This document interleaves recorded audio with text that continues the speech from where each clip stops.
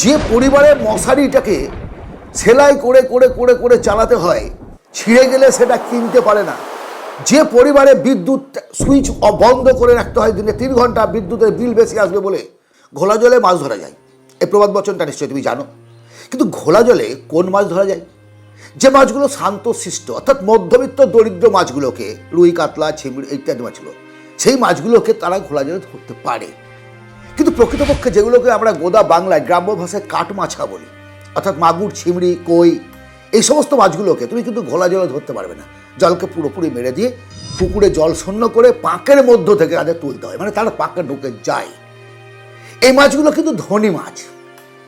আর মধ্যবিত্ত মাছ যারা, তাদের জীবনটাকে দুর্বিষহ করে তোলার জন্যই এক শ্রেণীর মানুষ, এক শ্রেণীর লোক আমাদের এই সমাজে চরম চরম চরম দাপিয়ে বেড়াচ্ছে। এবং নিজেকে তোমরা দুর্বল ভাবছো, নিজেকে তোমরা শেষ করছো। তোমার কাছে দুটো অপশান থাকে অ্যাট দ্য মর্নিং, প্রত্যেকটা সকাল তোমার কাছে দুটো অপশান নিয়ে আসে। একটা হচ্ছে তুমি তোমার স্বপ্নকে বুকের মধ্যে জমিয়ে রাখো, আমি বড় হব, আমি পড়াশোনা করব, আমি ডাক্তার হব, আমি উকিল হব, আমি বিজনেস করবো, আমি চাকরি করব। এই যে ইচ্ছেটা, ইচ্ছে না থাকলে তুমি তো পাগল। তোমার মধ্যে সেই ইচ্ছা আছে, কিন্তু সেই ইচ্ছে থাকার পরেও তুমি স্বপ্নগুলোকে বুকের মধ্যে ভরে নিয়ে আরও 2 ঘন্টা ঘুমাবে। নাম্বার 2, তোমার স্বপ্নটাকে বাস্তবায়িত করার জন্য তুমি ফিল্ডে নেমে পড়বে, তুমি দৌড়াবে, তুমি পরিশ্রম করবে, ঘুম থেকে উঠবে। বুঝতে পারো? তুমি তা দুটো অপশান, তুমি তোমার স্বপ্ন পূরণ করবে নাকি তোমার স্বপ্নটাকে মনের মধ্যে ভরে রাখবে। যদি সত্যিকারের এই দরিদ্র মধ্যবিত্ত এই শব্দগুলো থেকে বাঁচতে চাও, তোমাকে উঠে আসতে হবে। দরিদ্র পরিবারের, মধ্যবিত্ত পরিবারের ছেলেমেয়েদের স্বপ্নগুলো হচ্ছে অভিশাপের মতো তার পরিবারের কাছে। স্বপ্নগুলো একটা একটা ভয়ঙ্কর ধরনের অপরাধ তাদের নিজের পরিবারের কাছে। কেন জানো? তুমি যদি তোমার বাবাকে বলো যে আমি একটা বিজনেস করবো, বাবা কিছু টাকা দাও, হ্যাঁ আমাকে দিনান্তে নুন আনতে পান্তা ফোড়ায় অবস্থা, 2 টাকা ইনকাম করছি, কোনো রকম তোর মায়ের ওষুধ কিনতে পারছি না, বাজারে গিয়ে সবচেয়ে কম দামের সবজিটা কিনে নিয়ে আসছি।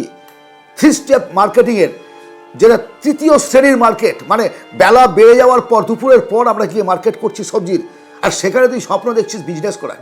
তুমি বলো, তুমি নাম্বার পেয়েছো পরিশ্রম করে নাম্বার পেয়েছো, মাধ্যমিক, উচ্চ মাধ্যমিক ভালো নাম্বার পেয়েছো, কোনো টিউশনি ছিল না, কষ্ট করেছো, টিফিনের পয়সা ছিল না। এবার তুমি বলো যে আমি একটা ভালো কলেজে পড়াশোনা করবো, আমি বিদেশে পড়তে যাব। অপরাধ, একেবারে অপরাধ। আর পড়াতে পারবো না ভাই, সোজা কথা। এবার কাজে লেগে পড়ো। কি কাজ? নিজস্বতা কিছু নেই, নিজস্বতা করবে কি করে? আরে বাবা, যে পরিবারের মশারিটাকে সেলাই করে করে করে করে চালাতে হয়, ছিঁড়ে গেলে সেটা কিনতে পারে না, যে পরিবারে বিদ্যুৎ সুইচ বন্ধ করে রাখতে হয় দিনে 3 ঘন্টা, বিদ্যুতের বিল বেশি আসবে বলে, যে পরিবারে একসঙ্গে ভাতের সঙ্গে আলু, পটল ইত্যাদি দিয়ে সিদ্ধ করে নিয়ে পরে সেই সবজিগুলোকে আলাদা করে তেল ছুঁকে রান্না করে খেতে হয়, সেই পরিবার কীভাবে পাঠাবে? অথচ ধনীদের কথা চিন্তা করো, যাদের একটা পয়সা আছে।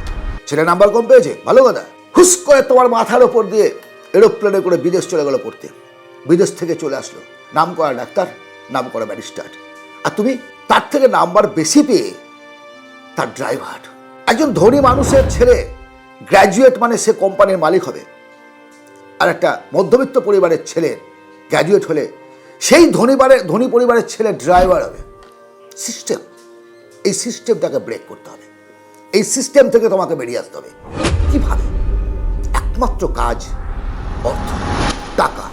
2 নম্বরই নয়, টাকার ঝোঁক করে পড়ে 2 নম্বরই করে নিজেকে প্রতিষ্ঠিত করার স্বপ্ন ভুলে যাও। কঠোর পরিশ্রম করো। কি পরিশ্রম করবে? আমাদের প্রশ্ন, আমি পরিশ্রমটা কি করবো? তুমি যেটা জানো, তোমার যেটা স্কিল, কঠোর পরিশ্রম করো। নিজের যদি কোনো স্কিল না থাকে, অন্যের আন্ডারে থেকেও নিজেকে মেরে ধরার চেষ্টা করো। ইনকাম করো, ইনকাম বাড়াও, সঞ্চয় করো, ইনকাম, সঞ্চয়, দেন ইনভেস্ট। একটা সময় পরে তোমার হাতে 1 মুঠো টাকা আসবে। টাকা হলো আসল শক্তি, টাকা হলো মর্যাদা, টাকা হলো মানুষের জীবনের সবচেয়ে আকাঙ্ক্ষিত একটা সম্পদ। আজকে মানুষ, ঈশ্বর বলো, আল্লাহ বলো, তাদের উপাসনার থেকে টাকার উপাসনা বেশি করে। আর যে ব্যক্তিগুলোকে তুমি দেখছো তোমার সমাজে দাপিয়ে বেড়াচ্ছে অর্থের বলে, টাকা শক্তি যোগাবে, সাহস যোগাবে, বন্ধুত্ব দেবে। সুতরাং ইনকাম করতে হবে। No waste of time, time waste করবে না, টাইম নষ্ট করবে না, নিজের যৌবনটাকে নষ্ট করবে না। কে কি বললো, কিভাবে পারছো না, পরিবার সঙ্গ দিল বা না দিল, নিজের কথা ভাবো, নিজের কথা ভাবো। আমি একজনকে চিনি, আমারই খুব কাছের, সঞ্জয়, একেবারে গরিব পরিবারের ছেলে। সে পরিশ্রম, মানে রাজমিস্ত্রি গেছিল, রাজমিস্ত্রি থেকে একটা লেবারি করতে করতে হেডমিস্ত্রি হলো, কন্ট্রাক্টর হলো।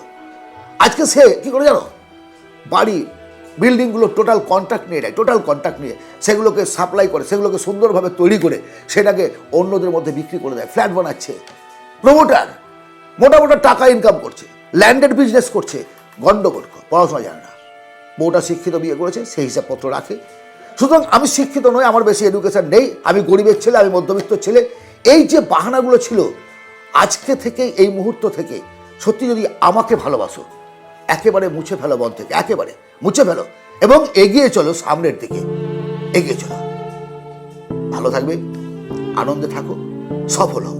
আজকের এই আলোচনা যদি জীবন পরিবর্তনের ক্ষেত্রে বিন্দুমাত্র কাজে লাগে বলে মনে হয়, অবশ্যই শেয়ার করো, লাইক করে রাখো চ্যানেলটিকে।